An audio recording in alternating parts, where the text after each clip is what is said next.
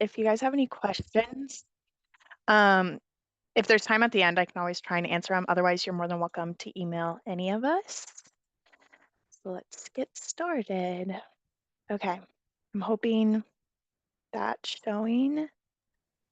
It's showing. You might want to change it to a slideshow. Yeah, it's perfect. There we go. There it Okay, is. you guys see it?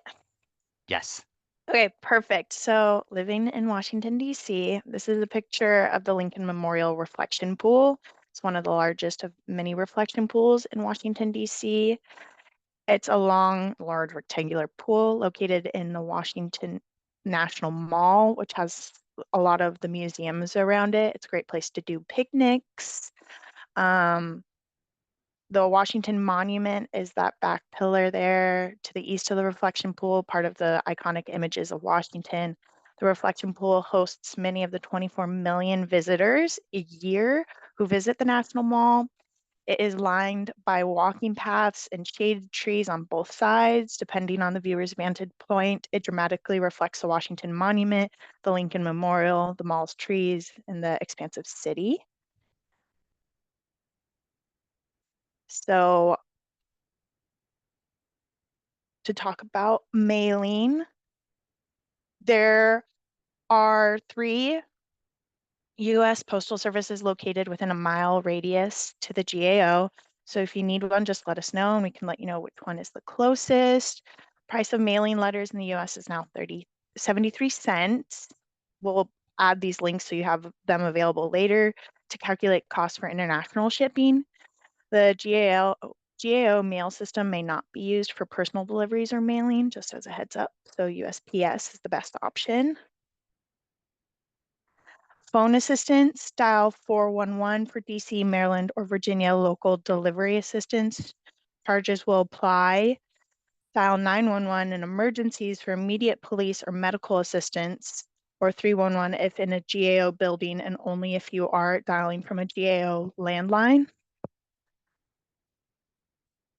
Phone plans. So international phones cost money if you're using your own SIM card. You may need to purchase a SIM card and set up a monthly phone plan when you get to the US. Some resources are listed here, like AT&T, Mint Mobile, T-Mobile. Transportation. So the District of Columbia provides multiple modes of transportation for safe, timely, and convenient travel. You can use the Metro Rail, Metro Bus, or local taxis or Ubers. Transportation on subways. So the subway is the second busiest in the United States here in DC, serving stations in portions of Virginia, Maryland, and all of DC. I'll post links later to show how you can plan out your metro roadways and some potential apps that you can use. So the subway, the Metro Rail, is a very convenient means of transportation within the city and to many parts. You can go to this link to also plan out travel if you don't want to use an app. We have all of our lines in the metro are named through colors. So red, green, yellow, orange, blue, and silver. They all have different paths. A lot of them intersect with one another. Station entrances are marked with the letter M. There's normally 2 entrances and exits, both combined. It's a brown pole, sometimes a black pole. They're very visible. There's also sometimes signs that like indicate which way to go to a metro entrance. And it indicates what lines are accessible at those entrances. The Metro Rail route maps are posted in each station and subway car. They're very visible entrance right by the trains, inside the trains. The closest one to the GAO is the Judiciary Square station. It's a red line. And then the Gallery Place station, which is red, yellow, and green. Metro Center is the main transfer point, so it has all of those lines to get access to. To get access into the metro and even the bus, you'll need a Smart Trips card, which can be purchased at vending machines at all metro stations as well as online. And if you do online, sometimes it allows you to add it to, like if you have an iPhone, your Apple Wallet, or other digital devices. Smart Trip cards are from a vending machine. You pay $2 for the card, which is added to the total Metro fare, depending on how much you want to add to it. You can always re-add money into your card. So you can do like a base of $10 and keep adding to it. Subway fares are based on the time of day and distance traveled within the Metro. Buses are normally 225, and that's within a 2-hour period. So if you're using a bus multiple times within 2 hours, it's a base 225. Weekend day rush fares apply for 6 to 9 a.m. and from 3 to 7 p.m. And then metros are open from 5 a.m. on Monday and Friday and 7 a.m. on Saturday and Sundays. They close at 12 on Monday through Thursday and Sunday, and then 1 on Friday and Saturday. Smart Trip cards are touched to a pad on the turnstile gate to exit and enter subway platforms. Fares are automatically deducted each time you exit a station. You can also scan your smartphone with your Smart Trip card if you've had added it to it. Download the WMATA app to add money, check card balance, or even search for stations. Each rider must have their own smart card or fare card. When riding on escalators, stand to the right. Unless you are walking, then you can walk down, and a lot of people will run down on the left side. So that's why we say stand on the right side. And then we highly suggest you register for a smart trip card at wmeta.com. In case it's lost or stolen, you can obtain a ledger of your Metro fare purchases. Transportation and subways, boarding and exiting. You'll be able to determine which side you're going to get on, which is dependent on which way you're going. And then it'll announce when the metro is arriving and when the doors are opening and then when the doors are closing. Google Maps is very accurate with schedules, estimated times of arrival, calculations, and determining fastest routes. They also will give you the estimated time of arrival when the nearest metro will be coming inside the metro station. Also, I use the app Transit. It's like this green app with a squiggly line to determine buses and metros. They're very accurate. It shows when a bus is coming or when a metro train is coming. And then transportation via bus. Metro buses are coordinated with the subway rail system. Use the same card you would use for the metro. As I stated before, it's $225 for a bus fare. When paying cash, you must have exact change. They don't give you change back. And then bus schedules are available at the Metro building on 605th Street Northwest, or this link, which we will make sure to give all of you. They also normally operate from about like 4 a.m.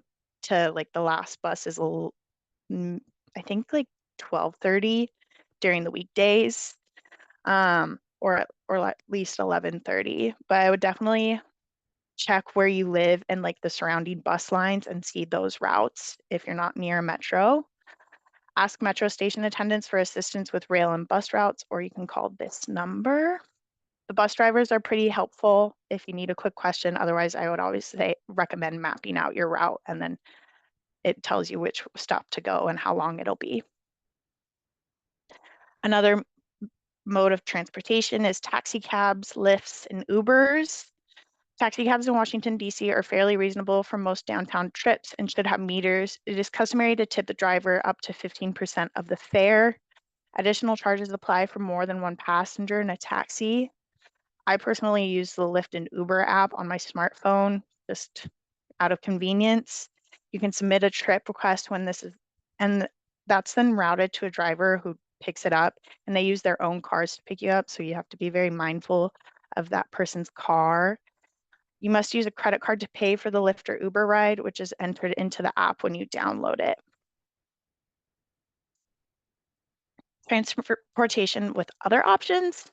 DC has a lot of capital bike shares, also Lime Bird Lyft bikes.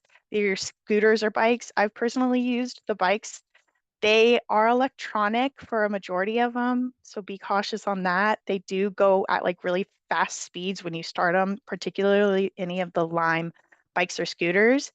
Zipcar is a rental car service. You also have to have an app or log in for that one to request a car. Some of those cars are like throughout the city and you can use them to go other places. And Zipcar will definitely require a driver's license. Lime scooters and bikes don't. And Lyft also has their own type of version with the bikes and scooters. You'll see them like everywhere over the city. Interstate travel, these are some options for it if you're going to go to different cities near the DC area, different states. All are really good options. And a lot of my friends personally use Amtrak or the Greyhound bus. There's reasonable bus services between Washington, D.C., Philadelphia, New York, which all can be obtained at Union Station. And then some links for airline reservations. Okay, moving on from transportation over towards money. So bank accounts. You're free to create a US bank account if you desire. Some options include Capital One, Bank of America, Wells Fargo, Citi, Discover, Trust, PNC Bank, etc. Make sure the bank is FDIC insured so it can protect your money. You may work with your embassy to determine this and the bank's rules for opening an account. If needed, ATMs are located on the first floor on G and H Street sides near the security guard's desk in the GAO. Currency exchange, as a heads up, highest exchange rates are in the airports. So if you have cash on you, maybe don't exchange it at the airports unless you need it for convenience sake.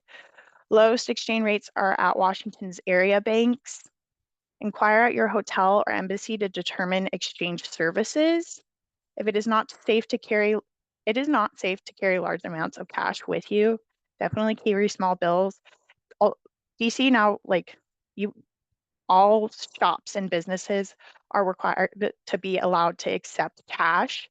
A lot of them take credit card if that's your preferred means of money. This is a little warning because there are sometimes pickpocketers, as some people know. Tipping at restaurants. So this is just a little tip chart for your frame of reference. US culture is a tipping culture for particularly in just mainly restaurants and like car services. In the US, tips are expected whenever you get table service. Customers' tip is based on equity of service. The employees and servers are paid via these tips, so the standard is normally 15%. For parties of 6 or more, it is common for restaurants to automatically add a 15 to 18% tip to a bill, and the charge is listed next to gratuity. I would always check when you get a bill to see if it says gratuity included, just so you're not adding even more money if it is already. If you're ever unsure, you're more than welcome to ask the servers. They're very helpful and willing to tell you. Helpful tip, be sure of what you are ordering to get the value of your money. This is a good picture for frame of reference. I actually might steal it myself. And then for food, so just as a warning, the GAO cafeteria is closed. There is now a galley, which has like a small kind of vending machine, I guess, like refrigerator section that has sodas, teas. Um, and you can get some coffee there too, but for food wise, either bring a lunch or you can go out to lunch sometimes if you need. Grocery stores in the US, grocery stores are typically have all types of food. Did you want to say something, Mark? I was trying to hold back, but I did want to add, I'm sorry to interrupt, No, it's on okay. the cafeteria closing, et cetera. So it just reminds me that it's a good reminder to you all that GAO is still mostly in a virtual posture as an organization. We went virtual under COVID. We were virtual before that, to be honest. A lot of people were teleworking, but when COVID hit, obviously, like most places in the world, we went virtual. But we wound up giving our employees that flexibility even beyond. So when you get to the building, it is very, it is a mostly empty building, although there's more people coming in. So that's why the cafeteria closed, because it didn't have enough business to, you can't operate, right, unless you have a certain percentage of the building occupied. So, but there is, as Kenny mentioned, there's a few places. We'll take you on a tour of the building so you can see where to eat, et cetera. We also have a list of good places nearby that people have compiled. We have a kitchenette in the classroom area in the fellows headquarters, essentially, where there's a refrigerator, microwave, different things for you to use there. There's a couple tables to sit at as well. So there's several options. And I would say, while GAO is mostly virtual, almost every one of our presenters sessions, people you're going to interact with are coming in for that. So you're going to get all that live interaction with people. It's just that when you walk in parts of the building, you'll notice that a lot of space are empty because those people are working virtually. But our folks are very excited every time we have the fellows come. So you usually attract a lot of people to come back to the building, especially when you do things like the cultural fair that everybody wants to see in person. So back to you, Kennedy. Thank you. No worries. Also, I'm not looking at the chat, so if you guys want to monitor it just for convenience sake. Okay, back to grocery stores. Typically has all types of food. These are really good options. I personally use Trader Joe's and Safeway. Um, they have good price points, some fresh produce like vegetables, fruit. They have grains for every season, no matter the time of the year. They have some specific type of genre of foods or canned foods if you need it, frozen foods. I would definitely say look out where you are and reference to certain grocery stores and find your best one. They're all really good options. Other stores that have grocery sections in them are like Walmart, Target, Walgreens, and CVS have sometimes a smaller selection, like a quick grab and go. Whenever I'm at Target, I always go to their groceries because sometimes they have little different things that other grocery stores might not have. Convenience stores, another great place to like quickly go in and grab stuff. They're smaller food stores, more expensive, yet are open late if you need something quick and it's too late to get to a Safeway. Normally, Safeways are open until about midnight. Um, Examples include 7-Eleven and Wawa. ATMs at 7-Eleven do not charge a fee to withdraw money from your credit union accounts if you have them. A little helpful tip, be extra careful if you decide to go to a convenience store in the late evening. Some people just like to loiter. I personally prefer 7-Eleven. I didn't grow up with a Wawa on the West Coast, so it was something new for me. And I hear really good things and people really like the food there. Laundry, a good tip. If you go to a laundromat, it's coin and card operated washers and dryer located in hotels and are less expensive than a commercial laundry service. Dry cleaning is also available locally. If you are staying at a hotel or apartment complex, verify if they have washers and dryers on residence. As the slide mentions, these could be a less expensive option than going to a laundry service. Otherwise, I would always say if you have to go to a laundry service, bring some extra coins. You may be able to find a laundromat that will do your laundry for you. Very rare, but these laundromats usually charge per load or by weight. Health insurance. We've been emailing you a lot about it. GAO is required. Exchange visitor programs that each require exchange visitors have health insurance in effect during the period of time that can exchange visitor participants in the International Auditor Fellowship Program. All must obtain health insurance prior to the arrival of the US. Please let us know once you've got it. It's a requirement as part of this exchange program. Health insurance coverage. Health insurance usually covers major emergency medical expenses, which can be very expensive here, but rarely covers a visit to the doctor or medication. CAO's health unit is located in room 1553, quite close to our classroom, if I remember correctly. They cannot dispense anything other than non-prescription medication, open generally from 7:30 a.m. to 4 p.m. Monday through Fridays, except for federal holidays. A little tip, minute clinics found at most Walgreens pharmacies are very efficient for common ailments. Walk-ins are allowed and services are provided at a fair price. Shopping, what we can use our money for. There is, oh, I think I moved past the slide, but the GAOs, so some convenient shopping stores that you can go to. Here, actually, let me see if I did accidentally. Oh no, I guess I didn't. But some convenient stores that you can go to are Macy's and Target. Target's pretty cheap and has a good wide variety of like household goods, clothing goods, food goods, laundry goods.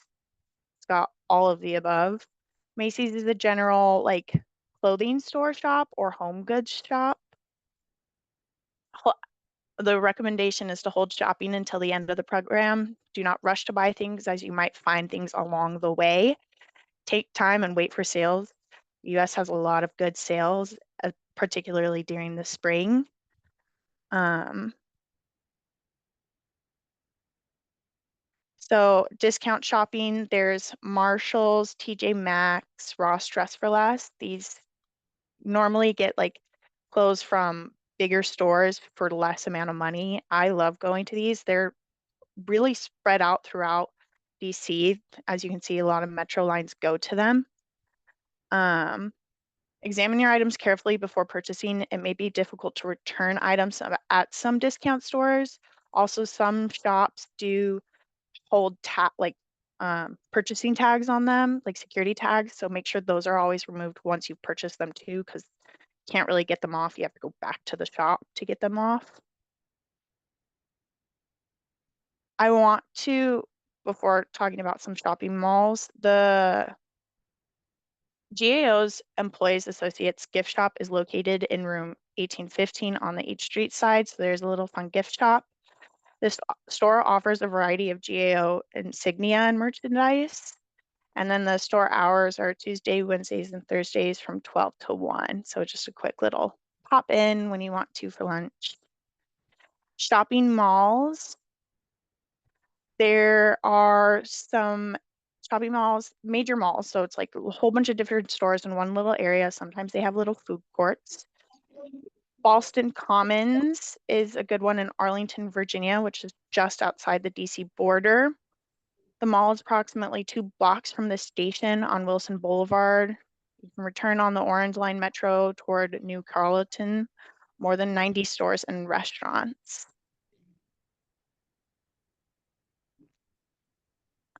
Some sponsors can also provide advice on shopping and often will sponsor an outlet shopping trip.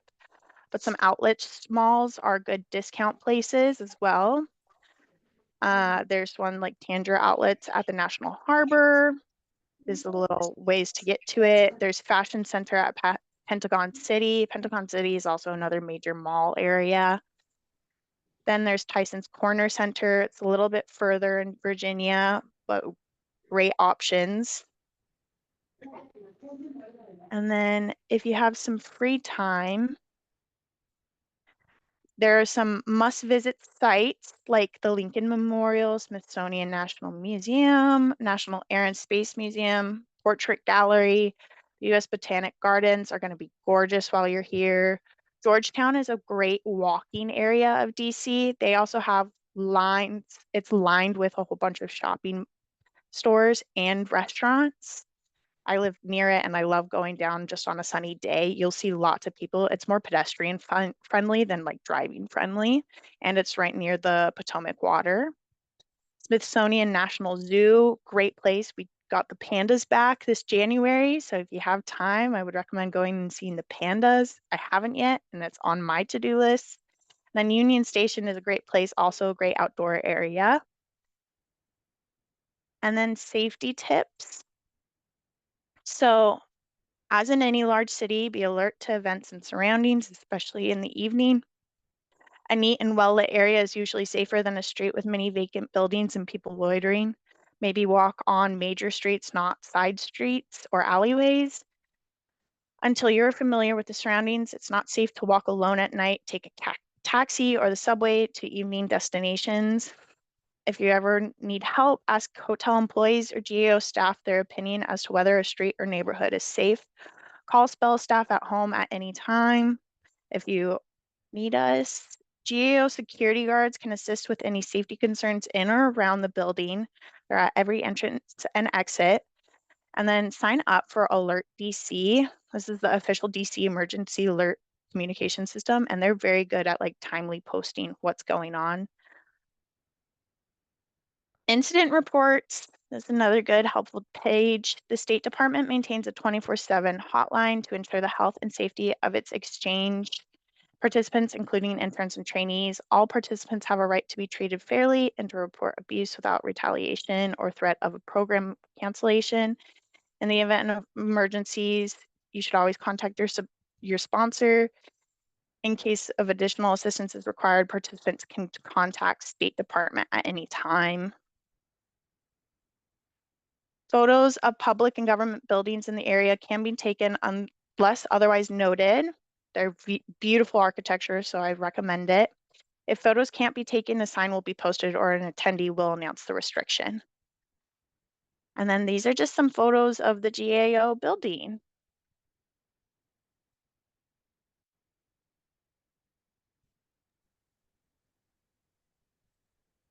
And that's it.